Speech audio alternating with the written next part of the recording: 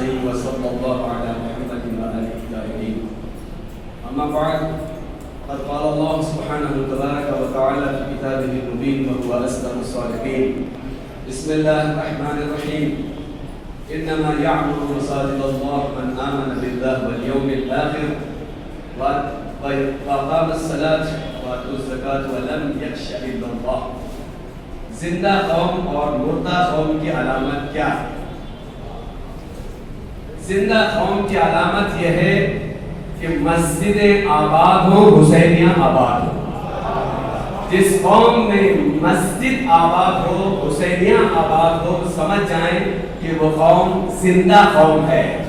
اسی لیے پروردگار نے عمارت کا لفظ استعمال کیا. یعمرو، آباد کرتے ہیں وہ لوگ جن کے پاس 5 کوالٹیز 5 ویلیوز ہوتے ہیں، جن کے پاس 5 کیریکٹرز اور 5 ویلیوز ہوتے ہیں، وہی مسجد کو آباد کرتے ہیں. سب سے پہلی کوالٹی من آمن باللہ، جو اللہ پر ایمان رکھتے ہیں اور روز آخرت پر ایمان رکھتے ہیں، نماز پڑھتے ہیں، زکوٰۃ دیتے ہیں، دنیا کی کسی طاقت سے نہیں ڈرتے مگر اللہ سے ڈرتے ہیں.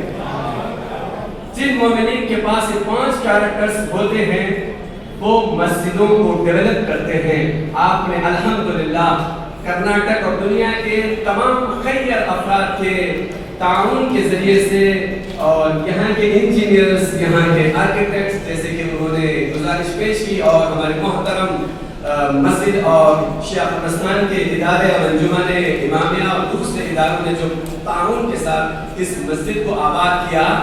میں آپ کے سامنے کہنا چاہتا ہوں یہ Bangalore city is the heart of the city. India کی ہے، ایڈوانسڈ ٹیکنالوجی سٹی ہے، IT سٹی ہے. آپ کو معلوم ہونا چاہیے جو انجینئرز IT ہیں، ہمارے پاس 2 چیزیں ہیں، ایک ہارڈ ویئر ہے، ایک سافٹ ویئر ہے. 5 سال کی محنتیں، 5 کروڑ روپے خرچہ، اتنی محنت کر کے جو تیار کیا گیا ہے یہ ہارڈ ویئر آف دی مسجد ہے. نمازی قرآن کی تلاوت اور نمازوں کے ذریعے سے سافٹ ویئر بنے گی. اس لیے کہ مسجدوں کو بنانا آسان ہے، مسجدوں کو آباد کرنا مشکل ہے. اس لیے کہ ہر چیز کی ایک زینت ہے، ہر چیز کی ایک زینت ہے، لیکن وہ زینت اسی وقت کامل ہوتی ہے جب وہ چیز پائی جائے.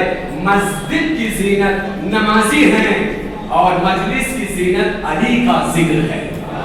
اگر یہ دونوں چیزیں پائی جائیں تو وہ چیز کامیاب ہے، ورنہ کامیابی ہمیں میسر نہیں ہوتی.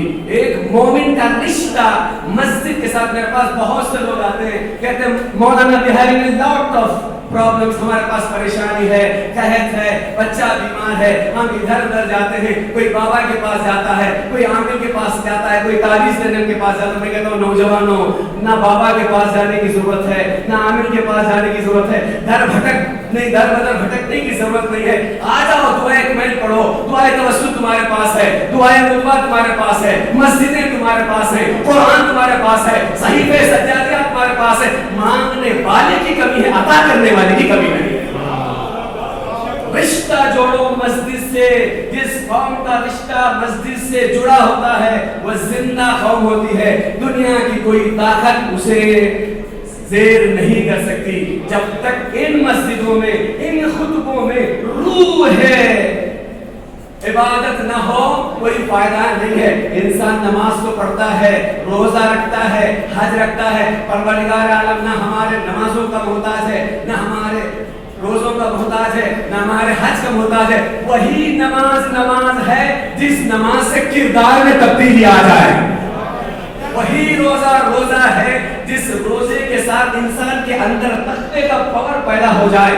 وہی حج کامیابی کی طرف ہمیں گامزن کر سکتی ہے کہ حاجی حج کرنے کے بعد آئے تو اس کی زندگی میں تبدیلی آ جائے. یہ بہت ہی بہترین دن ہے کہ جہاں پر ہمارے مرجع عالی قدر کے وکیل تشریف فرمائے کرناٹک کے عید میں جمعہ ہیں اور معزز شخصیات ہیں. بہترین جگہ، بہترین موقع اور بہترین زمان مکان یہاں پر ہے. لہذا اس سے بہتر خوشی کا موقع نہیں ہو سکتا. میں آپ کو جیسے میں نے کہا کہ اپنے مشکلات کو حل کرنا ہے تو ایک جملہ میں ہمیشہ کہا کرتا ہوں، اپنے ذہن میں سونے کے حروف سے لکھنے کی کوشش کریں. وہ کیا ہے؟ اگر اپنے مشکلات کو حل کرنا چاہتے ہیں، اول بات مسجد میں نماز جماعت.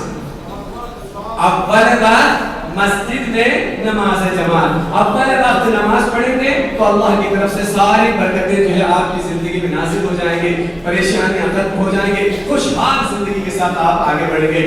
دوسرے مسجد میں نماز پڑھنا. چھٹے امام جعفر صادق علیہ السلام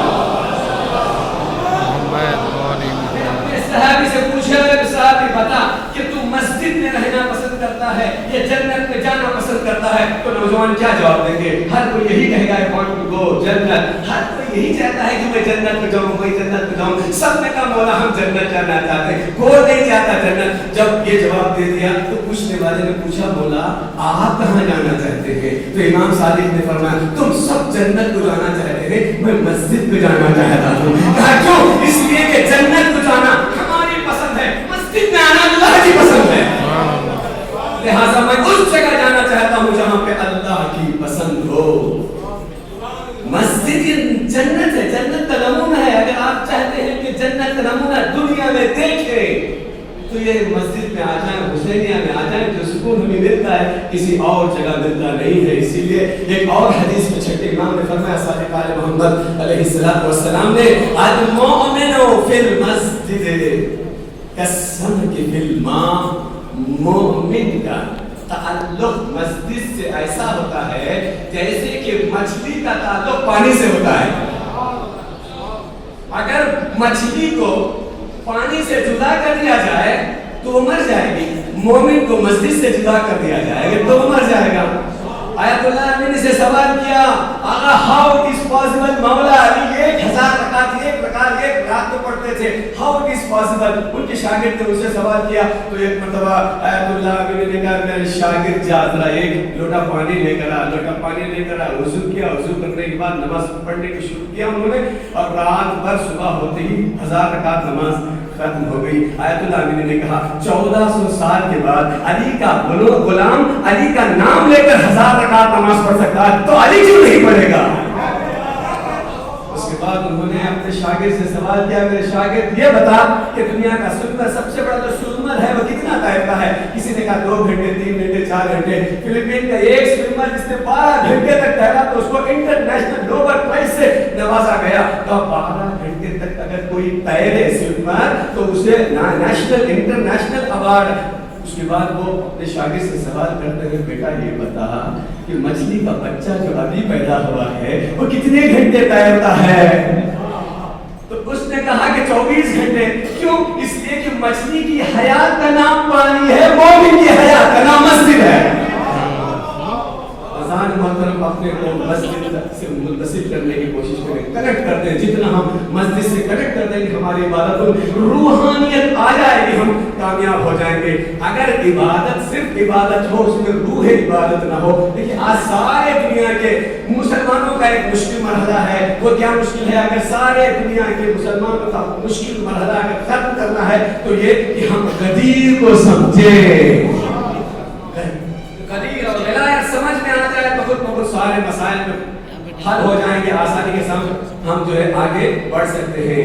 لہذا روح ہے عبادت ہونا بہت ہی ضروری ہے. جہاں خطبے ہوتے ہیں, جہاں مجلسیں ہوتے ہیں, جہاں بیان ہوتے ہیں, اس کا اثر ہونا چاہیے. ایسا کیسے پتا چلے کہ ہمارے خطبے میں, ہمارے مجلسوں میں, ہمارے تقاریر میں کتنا اثر ہے؟ دنیا کے ہزاروں نماز جمعہ میں خطبے دیے جاتے ہیں. مکہ میں خطبہ, حجاز میں خطبہ, اور جو ہے مدینے میں خطبہ ہوتا ہے, لیکن دنیا ڈرتی نہیں. لیکن ہمارا رہبر خطبہ دیتا ہے تہران یونیورسٹی سے, ساری دنیا ڈرتی ہے اور اس کے اوپر اینالائز کرتی. کیوں؟ اس لیے کہ وہ خطبے جسمانی خطبے ہیں, یہ ولایتی خطبہ ہے. جیسا ولایتی خطبے کو کبھی کریں, تقاریر کو کبھی کریں, لوگ روح عبادت کو اپنے زندگی میں شامل کرنے کی کوشش کریں. الحمدللہ ہمارے کرناٹک میں پوٹینشیل بہت, lot of potential is there in our state. بہت پوٹینشیل ہے ہمارے اہل سنت میں بھی اور اہل تشیع میں بھی. آپ کو معلوم ہونا چاہیے کہ ہندوستان کا سب سے مالدار ادارہ اگر کوئی ہے تو وقف ہے, وقف بورڈ ہے. اس کے بعد سب سے بڑے زیادہ پراپرٹیز جو ہیں وہ اوقاف میں ہے. لیکن ہماری حالت کیا ہو گئی ہے؟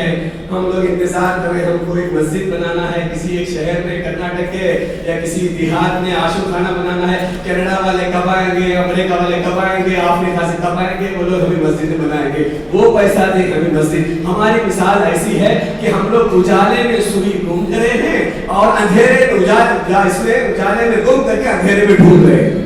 ہمارے پاس بہت پوٹینشیل ہے. آپ کے بنگلور میں بینسن مینر اور یہ آغا علی رضا پراپرٹی ہے اور اس کے علاوہ جتنے پراپرٹیز ہمارے پاس پائے جاتے ہیں، ان کو اگر ڈیولپ کیا جائے صحیح طریقے سے تو وہ دن دور نہیں کہ نہ فقط ہم ہمارے اسٹیٹ کے بیکاری اور بے علمی اور ہمارے پرابلم کو حل نہیں کر سکتے، ہم افریقہ والوں کو اور امریکہ والوں کو پیسہ دے سکتے ہیں.